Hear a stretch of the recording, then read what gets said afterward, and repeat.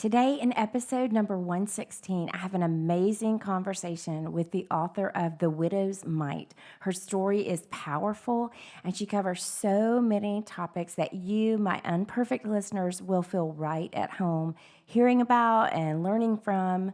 For starters, the power of coming out of hiding and sharing your story, to healing from shame, leaving behind a performance and works faith, and living in authentic biblical community, particularly a niche community, if there's something specific maybe that you struggle with.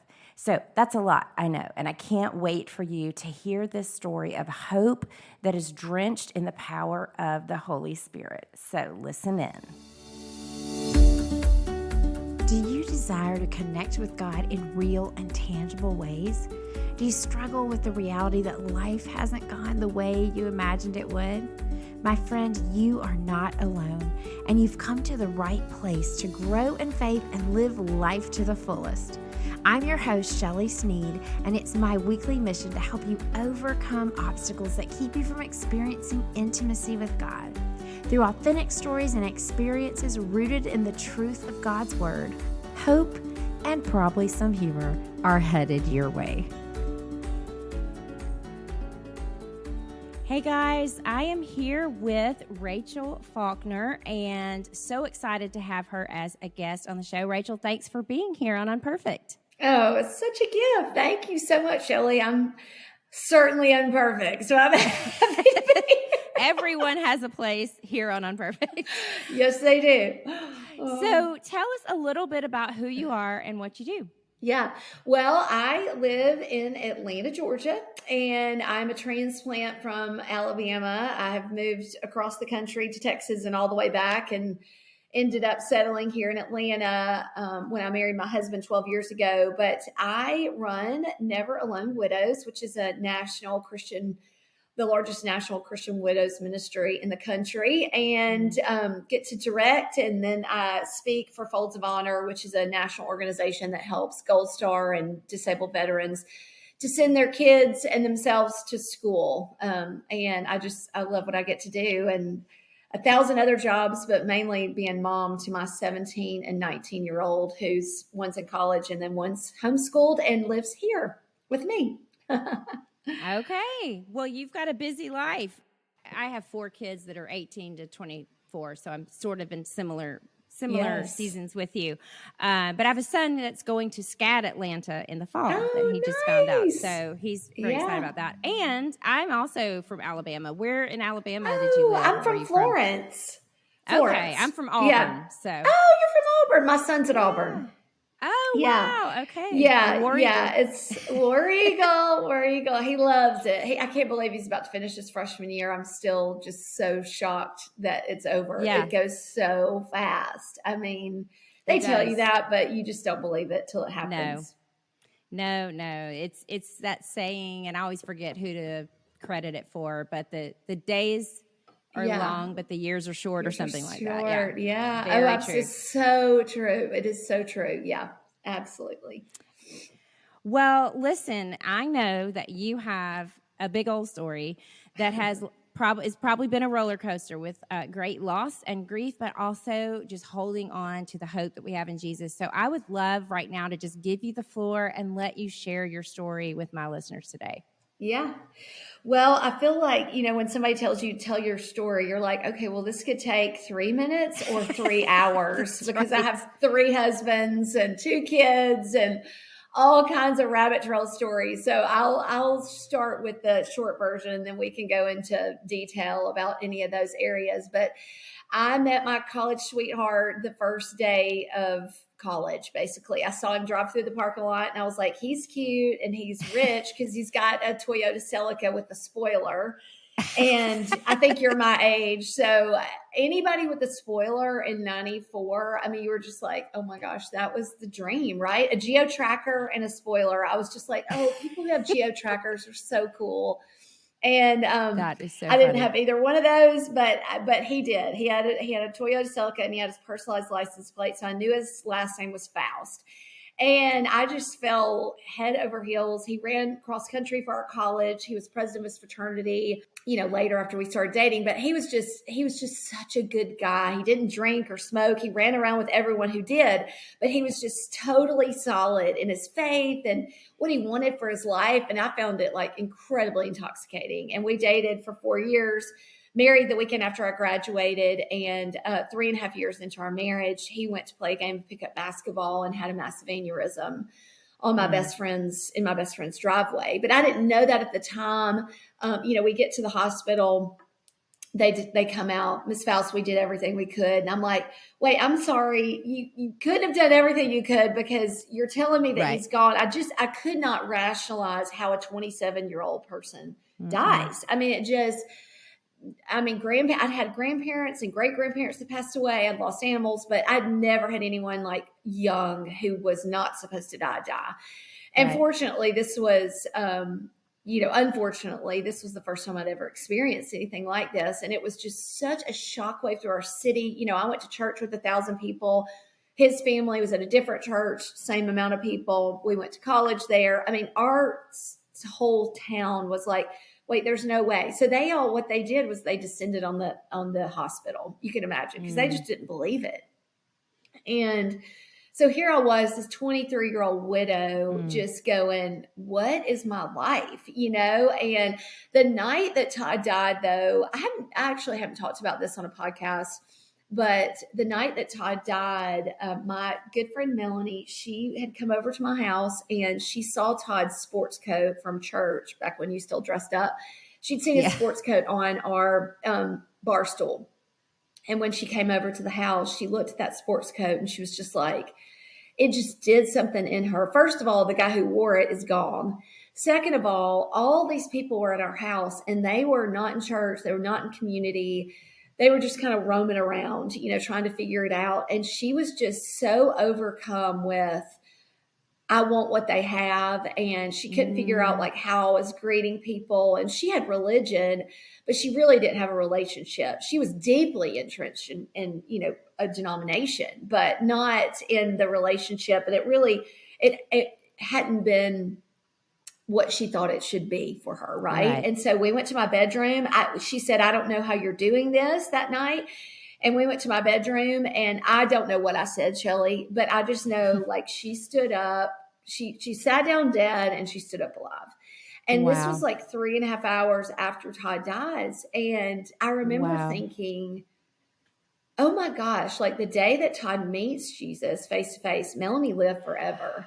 And and so it immediately made a little sense to me. You know what I mean? Like most widows don't get that, but it immediately, I was just like, okay, well, this still sucks. But at the end of the day, like, I'm like, she's going to live forever. Todd's already knew that piece and he lived forever and he's with Jesus. And, we celebrated his life. It was still just, absolutely excruciating to lose someone who had their whole life ahead of them. And so I think that's what was so hard as I learned, even in that time frame, I really learned how to worship. I would sit and listen with my dog who just hated to hear me sing, but I didn't know what else to do. I mean, I really did not know what else to do. And I'm a Jesus girl. I know the word. I've done all the Bethmore Bible studies. We were like, captains of the hospitality for this big old large Sunday school young married class. I mean, I had sombreros and every color of plates you can imagine. And,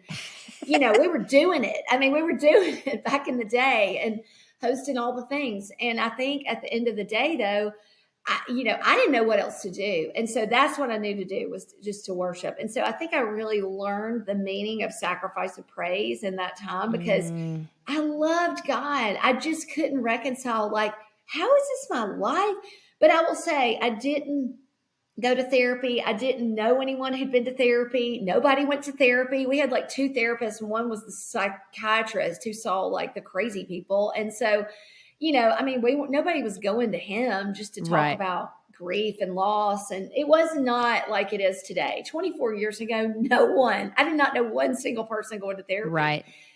I mean, if they were, they sure weren't telling anybody about it. And so I just, waved my little hope banner and kept going. And First Thessalonians 4 says, grieve as those who have hope. And I was like, yes, sir, onward Christian soldier. And that's what I did. And, remarried 2 years later to, a guy who was supposed to be in our wedding, and he was an usher, and supposed to be, he couldn't come home because he was in Turkey and he was in the Air Force. And Blair was just 35, never been married, living the dream. He was a fighter pilot. And of course I was like, I should be his wife because you're basically a part of our family, and I could keep Todd's family, and my in-laws could still be my in-laws. And then I could just add your parents into my little fold of beautiful restoration. And, you're my kinsman redeemer, and this is just all going to be so perfect. And I've got the suffering card. So we're just never going to have another, we're just going to have babies and live forever. And it's going to be amazing. Right. And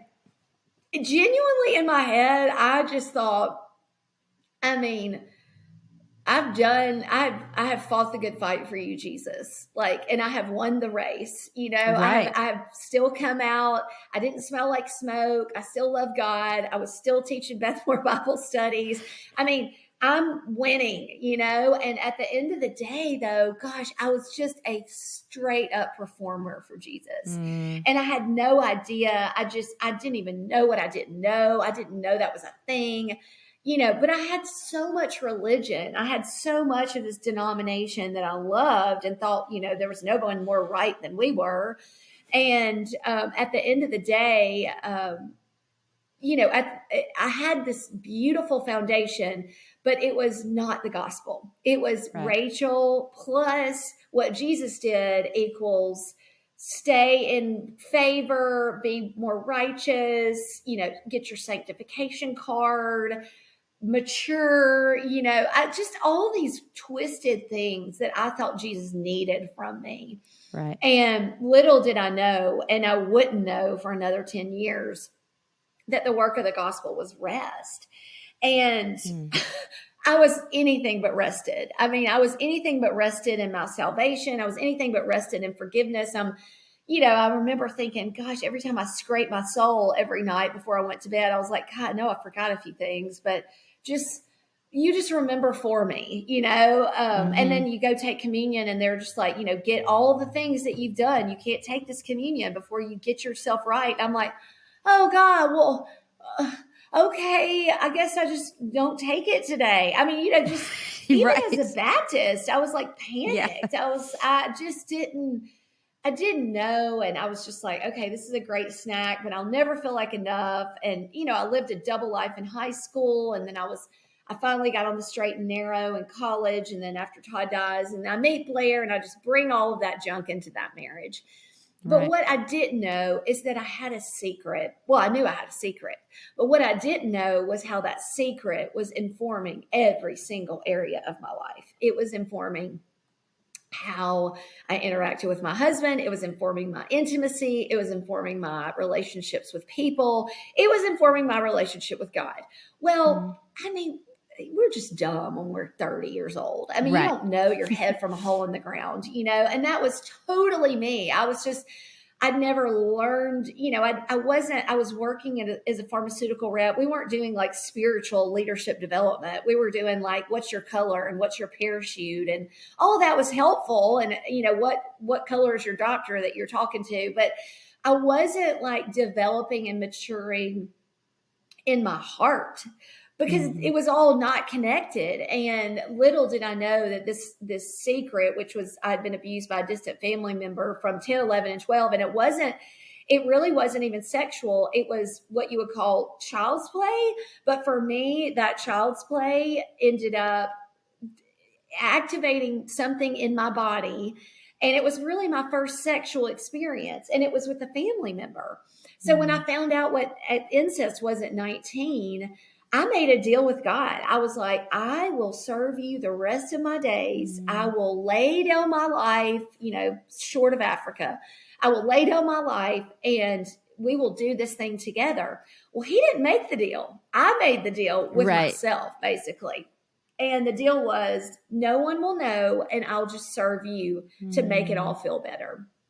And he doesn't make those deals. He's like, no, I'm going for total freedom. I'm going for wholeness, heal, whole, and delivered from shame. Like, Mm-hmm. you cannot Yeah. experience the gospel with shame. You can't. There's no way. And you also can't walk in freedom with shame.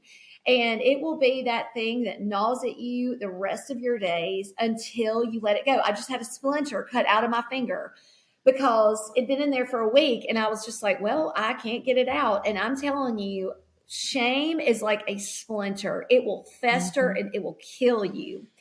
And I feel like 95% of the women that I work with on a daily basis have something that they're walking around with that is related to something in childhood that they've festered, and it's a splinter that they've never gotten out, and they don't know how to do the surgery. They don't know the surgeon.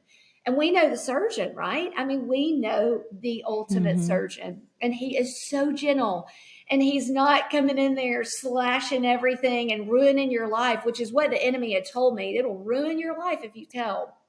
Yeah. And so I fast forward, I married Blair. He's a fighter pilot, living the dream. We have 2 kids. We have the house. We moved from, Mississippi. We moved from New Orleans after Hurricane Katrina, which that was just a blip on the screen. Very traumatic event, but when you've lost a husband, you're like, not traumatic. I mean, there's no comparison here. I'm like, stress is just not stress when you've buried a husband. And so I was just like, oh, well, I'll have to have my baby in another town. I was 33 weeks Right. pregnant when Hurricane Katrina came through. So we ended up in Columbus, Mississippi. Blair goes to fly actually yesterday, 17 years ago. Mm-hmm. And he and his student pilot, who was 22 years old, his wife was pregnant with their first baby, 7 months pregnant. Wow. And Blair and Matthew flew out. I'm at home with a 2-year-old and actually like swimming lessons with a 2-year-old and a 5-month-old.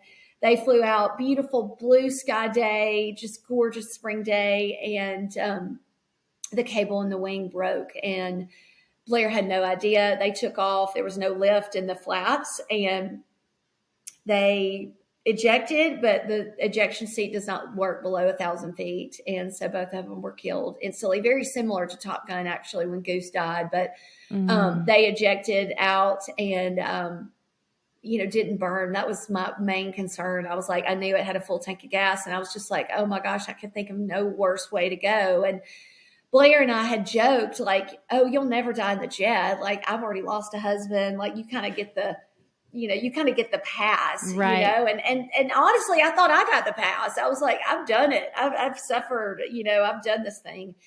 And, they were both killed instantly that day at 12:30. And I was left widowed twice, 31 years old.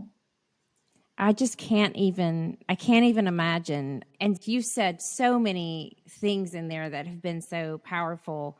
The whole sacrifice of praise. I remember going through a season. We used to sing a song about that at church, and it was a really joyful song. It's like, we bring the sacrifice of praise. But it was after going through a really, really dark time that I thought, okay, now I get what this is. Like, it is a sacrifice to say, I'm going to worship. Oh, yeah. Well, and I've got a command. I mean, I know why David said, I have to command my soul to sing. It is a command from a choice that you make in your mind to command your will, really, to sing. Because it's so powerful. Singing and the sound of your own voice is so healing to your body. It's one of the greatest healing devices that we have. We just don't know it. Right. Yeah. There's even a lot of research out now about just the power of like humming for calming and all that stuff. So when you put that together with the word of God, because you're usually worshiping, and the nature of God, it is powerful. But it also can be a sacrifice. When you said you can't experience the gospel when you're dealing with shame, I don't remember exactly how you said it, but that is so true, and that's so powerful. I've seen that in my own life. I've seen it with my kids. I've seen it with women that I've worked with, and That is huge. How did you go about, or how did God lead you through unpacking that? Well, it's kind of a funny story. So I didn't go to therapy for 11 years, and which is just miraculous. I just don't struggle with depression. I think God from the womb had wired me to be able to handle hard things. Honestly, I can't really. It's Yeah. a mystery to me. I'll understand one day, but I don't struggle. I've never not had a morning where I woke up and felt happy to be alive, even after all this Right. loss. And so at the end of the day, though, what really happened was two things. I read the book Emotionally Healthy Spirituality by Pete Scazzaro. And if you I haven't love that read book. that book, yeah, that book literally Yes. changed the trajectory of my life. So I was going to speak out in Idaho and, telling my story from a place of shame, which I didn't know I was telling my story from a place of shame. People just wanted to hear the train wreck story of my life. And I'm like, oh, sure, I'll come tell that. But it's so exponential what it is today because of reading that book. And so I read that book. I met the Holy Spirit. I knew I had the Holy Spirit, but I had never, in Acts, Jesus was very clear. He was like, do not leave Jerusalem till you're clothed in power. Well, I had left that station a long time ago. I didn't know there was something else. I didn't Yeah. know there was more.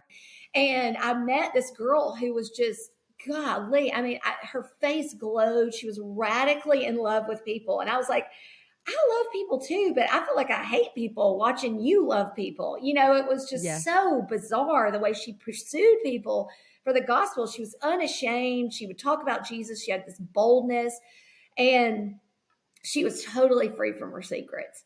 And so it was the combination of reading that book, going to therapy. I screamed at a woman in Kroger who told me I was going to get cancer, and she was on a scooter with an oxygen tank. I mean, it's just such a funny story, but I lost my mind on this woman because she poked at the very thing that I was afraid of, which was leaving my children orphaned. And I lost my mind. Well, fortunately, a friend was there who watched the whole thing go down. And we get to the car and she's like, hey, you need help. Like, that was Right. crazy train. And I'm like, no, it wasn't. She deserved it. She was the crazy one. And Rebecca was like, yeah, no, you are crazy. Like, you've got to go get some help. And so I ended up in therapy. I learned to feel again. So it's just this cataclysmic, all these little events that led up to a big event of letting go of my secret to Leah, my friend, meeting the Holy Spirit, and just really receiving what God had for me and believing that I could actually be in ministry. That was another thing too.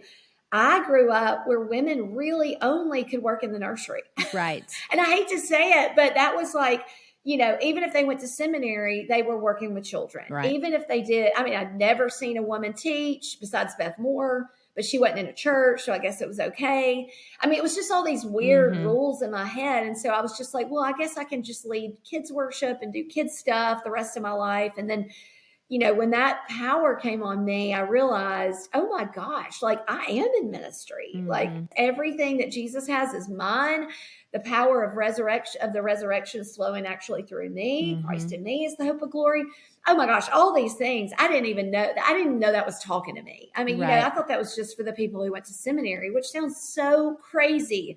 So anyway, at the end of the day, all of those things happen within 6 months. And you can imagine, you go from death to life and you let go of a secret, and you understand grace and forgiveness and your righteousness. And I mean, oh my gosh, my brain, if it had been on a scan, it would have been literally on fire because I was learning so much. And you have to know, I was raised in the church. Right. Like, I knew I had gotten all the Awana badges, like I had done the things. But yet I didn't know the gospel. I did not understand the gospel. And once I got a hold of the gospel, I realized, oh my gosh, there's just so much more, and that I can live free. And actually, the worst things that happen to me will catalyze every one in my life for a miracle, and that's what I got invited into, was a cataclysmic, miraculous story where my worst days became the food that other people could eat of God's goodness. I love that. I love the way you just said that. And it's so interesting too, because I think once we get through the thick of a struggle, we can kind of breathe again, right? Like God gives us those opportunities to use our sorrows for his glory. In fact, this just happened to me yesterday. My daughter, she's 18, in cosmetology school. She's had a really, really hard time. And I won't get into everything, but I do have her permission to share this because I showed her something I wrote yesterday. And so when I go up there, when they need clients to come in, I'll go get my hair cut. I'm her guinea pig. She did a great job on my nails. If you can see them. She did my nails yesterday. She did. But I left there yesterday, and I was just heartbroken for her. And I was praying. Bet. I just said, okay, I've been praying, God, that you would stop this, that you would stop the bullying. I've been praying for these girls' salvation, the other ones. And I was like, you know what? I'm going to change my prayer. I might get teary when I say this. I'm going to quit praying for that because it ain't working. I'm going to pray that you don't waste this in her life.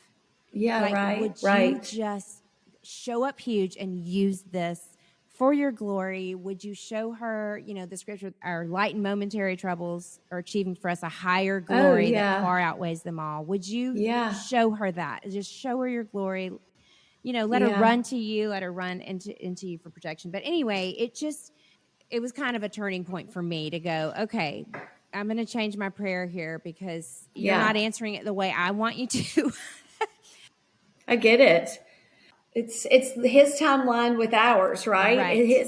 He's already done all the things. Just thinking in her future, I want this to be something that is what you just said. Like my place of pain is a story of God's goodness for someone else.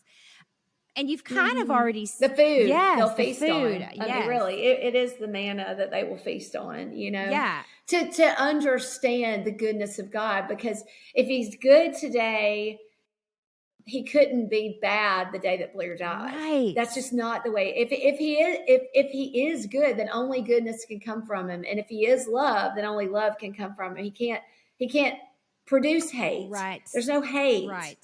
And, and so it's just getting that so solid. And the way that people get that solid is by hearing our stories. We don't remember sermons. Let's be honest. We remember someone's story. Yeah. And so much of what you were saying about your secret and how the freedom comes in sharing it and saying it. And there are certainly proper ways to... You talk about therapy. Listen, I am a proponent for therapy. I tell everyone they should go to therapy. If you don't think you have any issues, you probably need therapy. If you have issues, you need therapy. Well, and if you're resistant to it, I don't want to be your friend because you're probably prideful. I'm like, oh no, I don't like people like that. But it's been such a powerful thing in my life. And like you said, when we were younger, you didn't talk about that. You didn't talk about depression, and people's solutions for things like that were exercise and read your Bible. And there's so much more. Like God, if God created us as these amazingly complex creatures, which He had, just the way our brains work, there is definitely more to healing those things. You've touched on some of this a little bit, but I talk a lot about biblical community in this podcast because I just feel like we were saying, there's a deep need for us to come out of hiding. There's a need to be authentic, certainly within safe spaces to do that with whatever story we have. But I just feel like having an authentic community of faith is such a huge part of us succeeding if that's even a good word for your spiritual journey. But so I would love for you to just talk about just the importance of community, especially because you are around and have ministered to so many women who are enduring loss and hardship. So just talk a little bit about the impact of community on that. Well, I don't think there's true healing outside of community. I mean, you can't just heal in your mind and you're healed. Like the whole point Jesus is very clear through his word, confess your sin one to another so that you may be healed. And he's like, I paid for all this healing on the cross, but there is another step. And that step is confession. And that is confessing who you are as a daughter of a king or a son of a king. I mean, you've got to confess and say the same thing. That's what confession actually means. Say what I'm saying. Say what I'm saying about you. Quit saying what the enemy's saying about you. So say the same thing. And then tell in freedom what happened to you, and know that what happened to you think is keeping you safe, but it's actually keeping you stuck. And he made a way. He's like, tell your people. And we just forget that part and we wonder why we're not healed. I'm like, you're not healed because you haven't been honest with people. You've been Right. somewhat honest with yourself and maybe a therapist, but I don't even think telling someone in therapy is enough. I think there is an Right. audible telling in a group where the very people that you don't want to know find out. And Right. that's when you get healed. It's not behind a closed door. I know a lot of good things happen behind therapy, but the freest people that I know are the people who could stand up in a room of 100 and say, I had an abortion when I was 19 and I'm free and God forgave me and he'll forgive you. Right. I mean, that's the litmus test for me of freedom. Could you stand up in a room and anything in your life be honest about? Because if you can't, then the power of the gospel has not touched that place. Wow. And he wants to touch it. He's like, I am not satisfied with you self-protecting, because there is no place for self-protection in the kingdom. There's just not. He is like, you are free. You have nothing to fear. He's told us that hundreds and hundreds and hundreds of times. And if perfect love truly casts out fear, then you don't have to be afraid of telling people about what happened to you. Right. And that's, I get there are safe spaces and all of that. And so I just so believe in creating. I love niche communities. It's why Never Alone Widows to me works so well, is because everybody there has the same story. Sure. It's like going to AA and everybody there is an addict. It works, or whatever it is. I love Grief Share, but I do think Grief Share is hard when somebody's there who's lost a dog and a 98-year-old grandparent, and then you're over here losing your 30-year-old husband and you got 3 kids. You're like, you can't relate to me, right?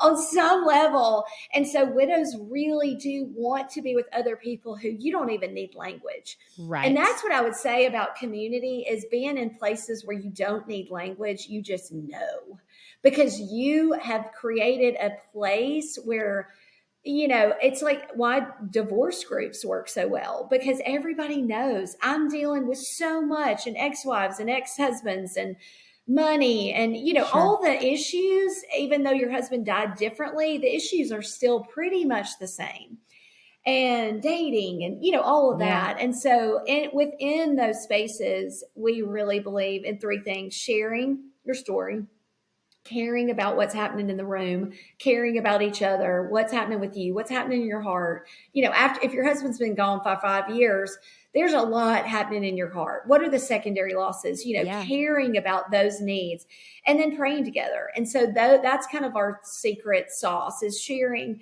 because everybody needs to be heard. Everybody needs to feel seen and understood, which they totally do in groups like this. And then caring for their needs, and then praying prophetically really over them. Yeah, I love that. And my 2 youngest children are adopted. And then we have 2 older that are biological. But friends and I co-hosted the Asheville Christian Adoption and Foster Support Group. Way too long of a name. We needed some kind of an acronym. But anyway, I remember it was just a once a month thing. And we did this for a couple of years. But we were trying to figure out how like, what were we going to do? Was it going to be teaching? Was it going to be whatever? And after the first meeting, exactly what you just said is what happened. Every month when we met, everybody just went around and shared their stories. Like, this is how my week has gone. It was people that, like you, would be like, yep, I've dealt with that with DSS, or yep, this is what, this is what's true often for kids that have trauma and that kind of stuff. And we would pray for one another. We would listen to each other's stories. Occasionally giving advice if we'd been in a similar situation. But I've just learned a lot more this year about empathic listening, of just, they just need to be heard. Like, they just need someone to sit with them in the story and go, I don't need any advice. I just need someone else to know what happened. Yeah. And like you said, somebody that gets it. Yeah. Oh, yeah. And we have prayer cards, because people don't know how to tell their stories. They get so lost in their own stories, especially when they've not told it frequently. They get so lost in details that do not matter.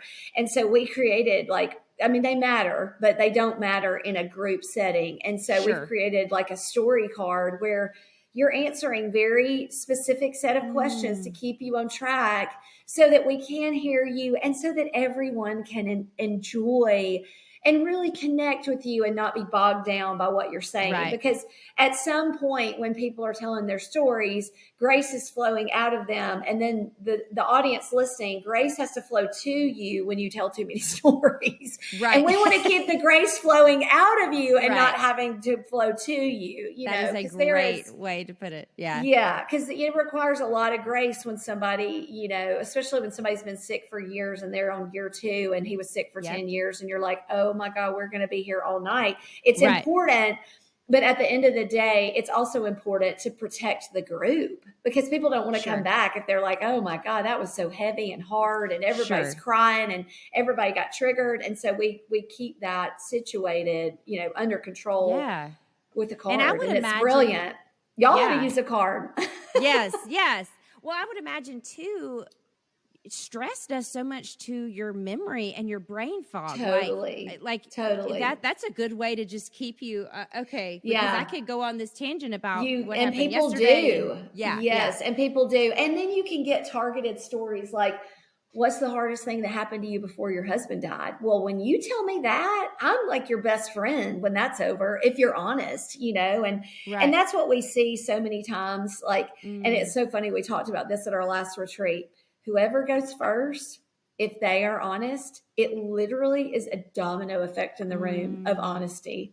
And it's so powerful. But if she's self-protecting and she's like, oh, I'm not feeling super safe, and I'm just going to tell the easy answer, everyone tells the easy answer. It's crazy how that happens. Wow. It's absolutely so critical, that first person who goes, if they're willing to be like, yeah, I was abused by my dad and, this happened and I had this trauma and my husband was, abusing me. I mean, cause all the things if you can, if that person goes and is brutally honest, which is what you want for their own heart, everyone in the room benefits. And that's the gospel. The more honest you are, the more forward the gospel advances.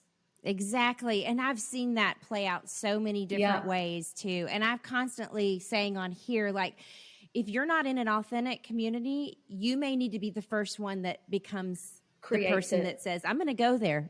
I'm going to say this, because you will unlock the gates that are holding other people back. And then you will experience that authentic community. So true. I remember when I started my ministry of UnPerfect, it actually started on Facebook. You and I were joking about how Facebook or social media was our therapy, and we would just put it all out there.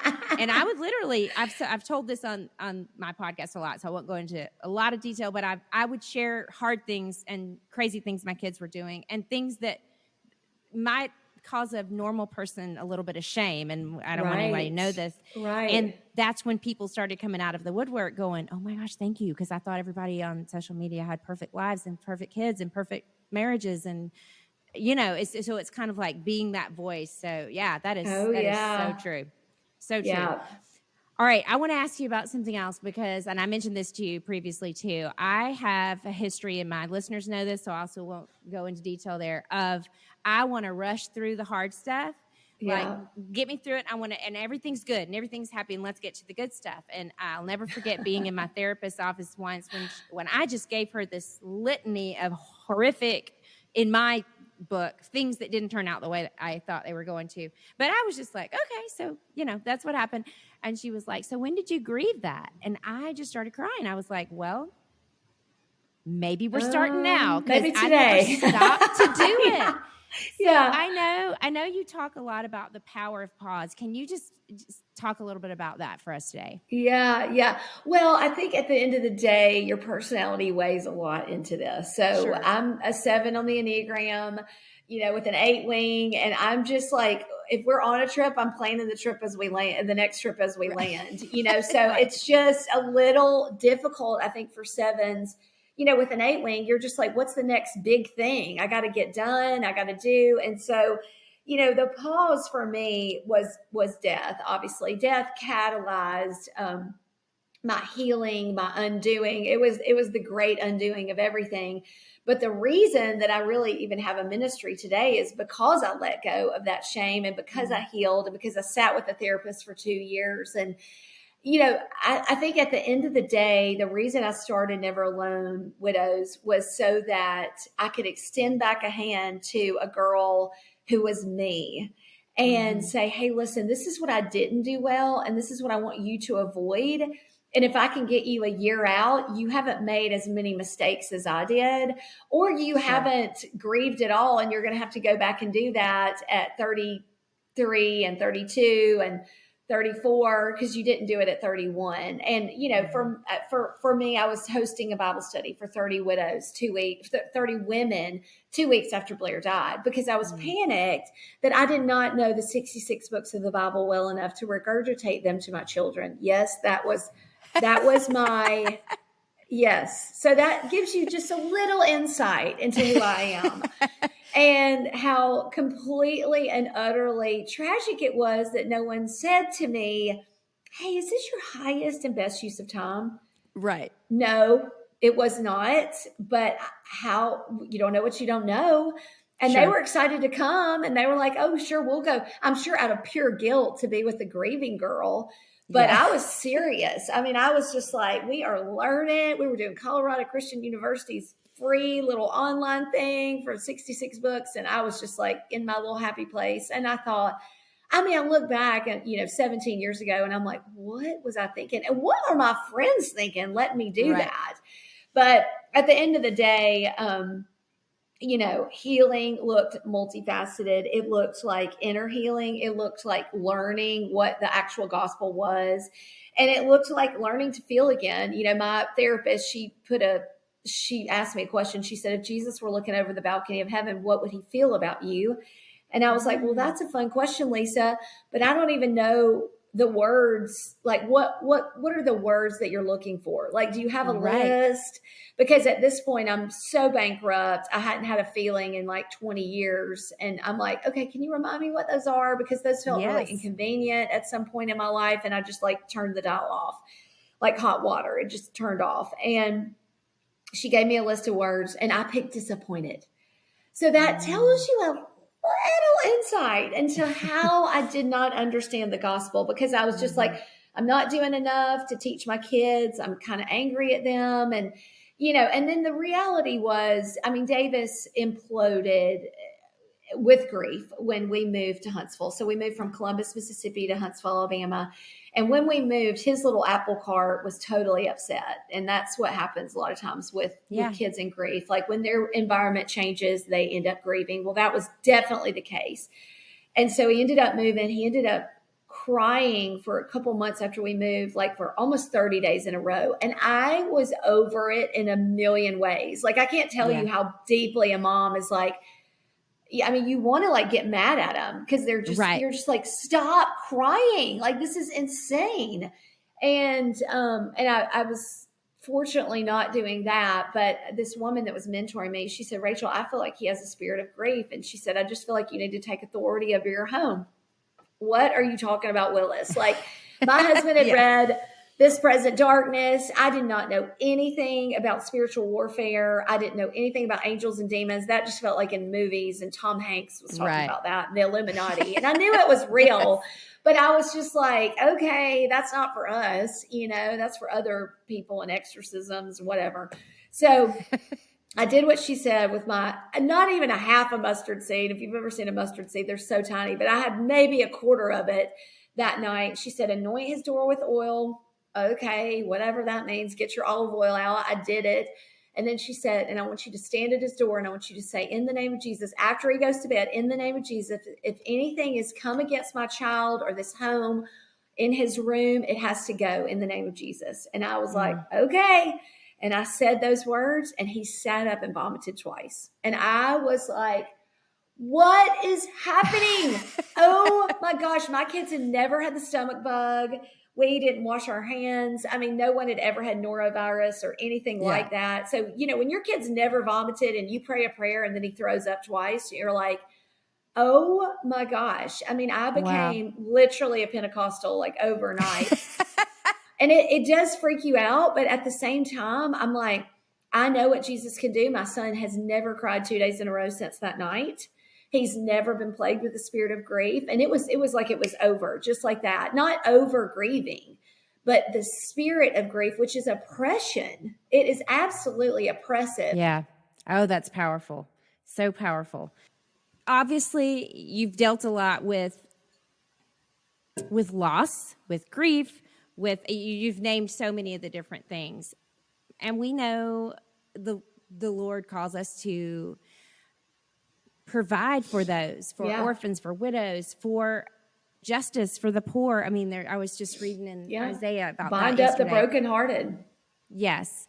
So I just wonder if you might give some ideas for listeners on reaching people for Christ in their communities, whether it's even for churches or ministries, people that are involved in that, to be able to do that in a real and tangible way. Well, first and foremost, you got to know who they are. Most churches don't know who is sitting in their audience. They don't know. Widows don't walk in with a badge that says, I'm a widow. Sure. And so I think knowing who's there, I know that's so hard. People slip in and slip out. But if you do, have members, you need to know where those widows are. You need to know where they live. And you need to be checking on them. I mean, I know that, I've seen a couple of churches do this, like their elders and their deacons, they divide up the widows and they really care for them. They do it well. Now that is the 1 out of a million, I would say, that do it well. And the reality is most people are like, let's do a ministry and change their oil. And yay for us, we did widows ministry. And I'm like, really? I mean, she needs so much more than her oil change. Right. And I think at the end of the day, what widows need is they need to feel seen. And don't we all? I mean, oh my gosh. Yeah, I was just about to say, can flow in when you feel seen. But I think at the end of the day, they need to know you haven't forgotten them. 3 to 6 months, a widow loses her support. After 3 to 6 months, life goes on. I would say it's probably 2 months. Everybody is just so busy and nobody really wants to stop what they're busy at and go help somebody else, and I always say this because I think Christmas and Thanksgiving, everybody always has plans, right? You always have everybody knows what they're doing for those holidays. Now widows kind of have to mix it up a little bit because when dynamics change, but all those what I would call Hobby Lobby holidays, like Memorial Day, July 4th, Easter. Easter's not a Hobby Lobby holiday, but you know what I'm saying? It's not what you mean. It's not as big. You don't necessarily go home. You're not giving presents to your whole family. And I think at the end of the day, all of those holidays, they're just brutal reminders of how alone you are. And so my suggestion would be take a random holiday, Labor Day. July 4th is a great one. Memorial Day is coming up. Everybody barbecues. Anything where families are going to be together. Could you invite a widow and her kids? Could you invite her over for, for me, I hated Easter. I had to hide my kids' own eggs and it was just miserable. And I thought, oh my gosh, if I ever get to a place where I can do something for widows, I'm going to have a big Easter luncheon. I'm going to get the eggs and I'm going to hide those eggs for those moms. And so for the last 6 years, we've had widows over here with their kids and just hid eggs and put money in eggs and done the egg on the spoon race and things that me as a married woman for 12 years who has a husband who helps me, I have way more energy to do those kinds of things than a widow who's at home every day and taking out her own trash every day. And so things that, you aren't thinking about because you're not thinking about widows on random holidays. You're just thinking about your family. And they're like, we don't have anywhere to go. What are we going to do? And a lot of times they don't have a boat. I mean, 30% of widows live below the poverty line. Wow. So, or they do after their husband dies because, eggs are $8. Let's be honest. It is not cheap to live, even if you have 2 people working. And so I think it's those little things, knowing who she is and then really taking, almost adopting her as into your family, because the big thing widows feel like is they feel like they're not a family anymore. And that's just not true. And the enemy wants us to feel like that. He would love nothing more than for you to feel like you're not a family. And it's not true, but being included in a family, makes that feel, and just having those boys and girls around godly men. It's just so important. Yes. Yes. I think that would be a huge thing. Huge thing. Yeah, I love that. I think sometimes we're so afraid that we'll say the wrong thing or we'll do the wrong thing that we don't do anything. Oh my God. It is 100. Yeah. You are so right, Shelly. I mean, and here's the deal. People are selfish. I hate to say it, but Yeah. people are selfish with their time and they're selfish with their homes. And I'm just going to throw it out there. We don't use our homes for ministry, and we're paying for these ginormous places that 99.9% of the world would love to be in, and we just Right. use it for our family. We don't open our doors and say, come in, be a part of what God is doing in this home. And there is something so special about being in someone's home, and we just don't do it much anymore. Right. And that's huge. I think hospitality is a big thing in our lingo. And our my husband is the president CEO of Ridgecrest Conference Center and summer camps, and that's their big thing is purposeful hospitality. Yeah. But I, on a personal level too, just thinking of if everything I have belongs to God, then my home, that's part of it, right? That's part of it. And then, my food, my whatever. Right. I think we have to get beyond ourselves. Even if we don't think we have the best house, we have a loving home. So that's right. This is a place we can invite the neighbors, and we can invite people that are alone. Well, and the freer you get in your soul from shame or all the other things, the less you are trying to please man. You don't care. The freer you are, the freer your home is, the freer your finances are, the freer. Nothing is holding you here. You're like, everything I have is yours. And that posture is what keeps people inwardly focused and navel gazing at their own stuff. And, this isn't as nice as somebody else's. Nobody cares. It's the feeling. Nobody remembers what you serve. They remember how they felt at your house. Right. And what we aren't even touching on, because it shouldn't be the focus, but is what's going to happen is your life's going to be richer. We've had Thanksgivings before where we'll have like the interns that don't have anywhere to go or staff members that are alone, and we have them over. We had a Muslim family that came, and we probably had 20 people that Thanksgiving, and half of them didn't know each other. But it was just so neat to see people interacting, and I think our kids are the ones. I wish we had done it more when they were younger, but we were just trying to keep from drowning when they were younger. I get it. That struggle was seasons. Real. Yeah. Seasons. Yes, there are seasons. That is right.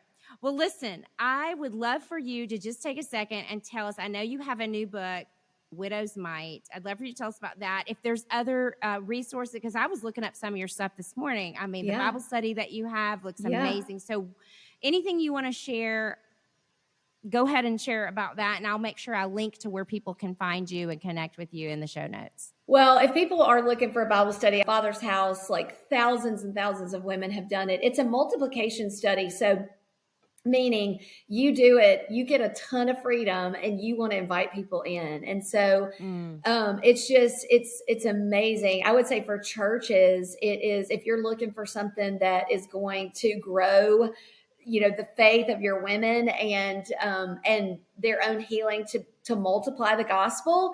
It's one of those kind of study. We've got a church here at local church in Canton, and it's just unbelievable what God has done with the men and the women doing Father's House. I just love when God does that. Because it's a heart healing study. It's not just another Bible study. You're walking through, you're fully forgiven, you're lavishly loved, you're radically righteous. You're in the new covenant, so you understand the new and the old covenant. What are father wounds?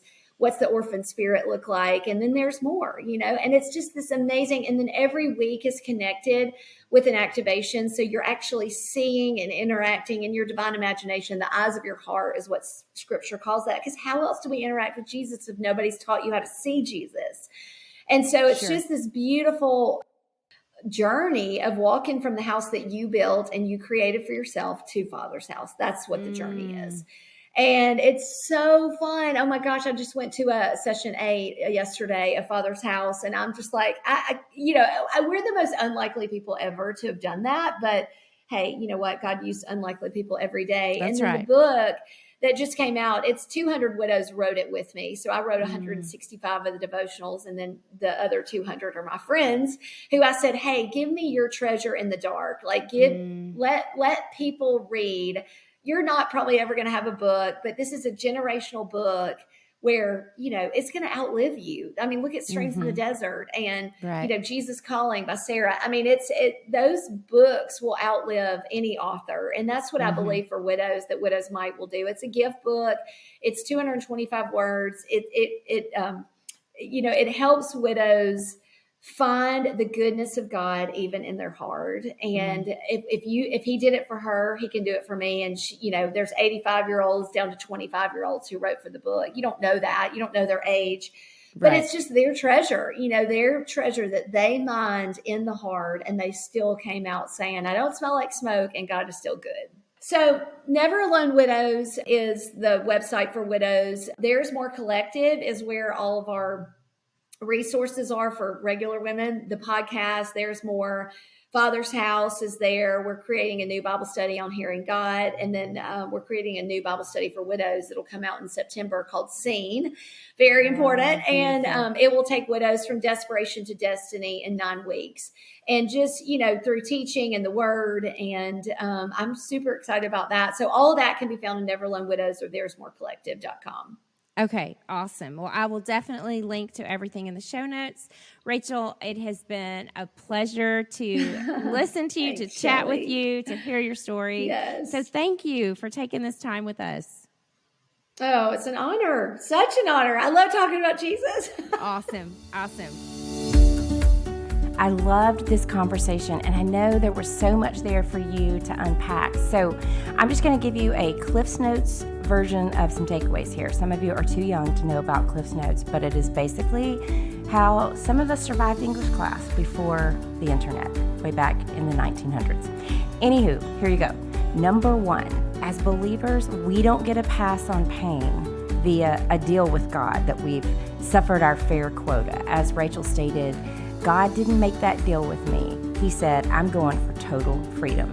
So I challenge you to trust the process, even as you also allow yourself to grieve whatever loss you've experienced. Number 2, are you living out your faith by restlessly trying to prove to God that you're good enough or spiritual enough or biblically intelligent enough? Anything that reeks of striving rather than rest, because as Rachel so beautifully said, the work of the gospel is rest. My friends, the work on your behalf is done. It is finished. You can rest in Jesus and live out your faith simply because you are loved. And then you can love God in return. Okay, number 3, you can't experience the gospel in shame, in hiding. We were designed for community. We talk about that a lot here on UnPerfect. We were designed for confession with one another, which we don't like to do. If this is not something you feel like you have, pray for it. Pray that God will send you people who you can truly unpack your story with and experience the freedom that comes when you come out of hiding. And I would love to pray for you too. So you can reach out to me at hello@shellysneed.com. I'm here to not only tell stories, but to sit with you in yours too. So also check out the show notes for a link to the book that Rachel and I both fangirled about, Emotionally Healthy Spirituality. It's so, so good and life-changing. And then finally, number 4, what are you doing to reach out to someone else who's carrying a heavy story? Maybe you're in a position to carry someone else's burden for them. And Rachel gave us some ways we can carry some of the emotional weight that widows carry, but she also touched on the power of hospitality. She said the freer you are in your soul, the freer you'll be with your home, your finances, and your time. So I just challenge all of us to do a little assessment to see where we fall there. And I highly, highly recommend a book on this subject called The Gospel Comes with a House Key by Rosario Butterfield. I'll link to it in the show notes. And I'll also link to all the Rachel's website and her resources, which I know you're going to want to click on after hearing her heart. Was she not just amazing, y'all? Fire and fun and wisdom all balled up into one amazing cookie. I love it. Well, as always, I am praying that you are able to see glimpses of God's glory in the now and the not yet of your unperfect life this week. I'll see you next time.